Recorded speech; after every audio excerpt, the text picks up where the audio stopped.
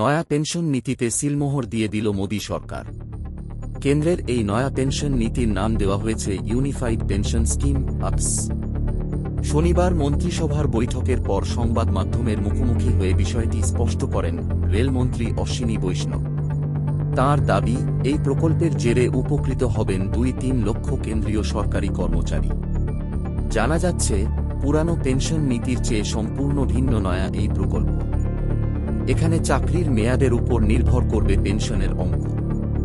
নয়া পেনশন নীতি অনুযায়ী কোনো কর্মী যদি ২-৫ বছর পর্যন্ত চাকরি করেন, সেক্ষেত্রে অবসরের আগের ১-২ মাসে তিনি যে বেসিক পে পেতেন তার ৫-০% পেনশন হিসেবে পাবেন। নয়া নিয়মে যদি কোনো পেনভোগীর মৃত্যু হয়, তখন সেই কর্মী মৃত্যুকালীন সময় যে পেনশন পেতেন তার ৬-০% পাবেন মৃতের পরিবারের সদস্য।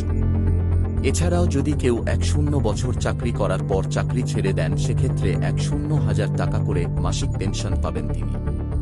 কেন্দ্রীয় মন্ত্রী অশ্বিনী বৈষ্ণব বলেন, কেন্দ্রীয় সরকারের ২-৩ লক্ষ পেনশনভোগী কেন্দ্রের এই নয়া পেনশন নীতির সুবিধা পাবেন।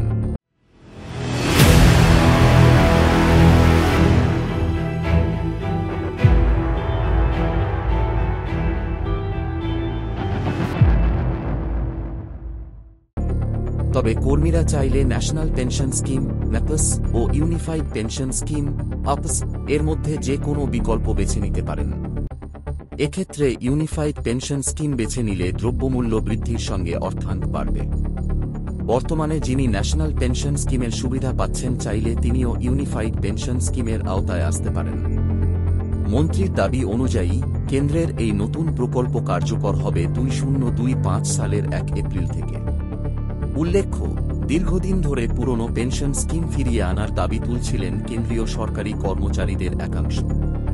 সেই দাবিতে আজ প্রধানমন্ত্রী নরেন্দ্র মোদীর সঙ্গে দেখা করেন জয়েন্ট কনসালটিভ মেকানিজমের প্রতিনিধিরা।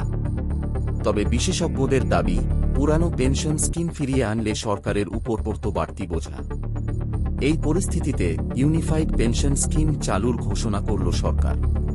কেন্দ্রের দাবি, আপাতত যে পেনশন প্রকল্প নাপিস রয়েছে তাতে চাকুরিজীবীদের যোগদান ১০% এবং সরকারের ১৮%। ইউনিফাইড পেনশন স্কিমে সরকারের যোগদান হবে ১৮৫%।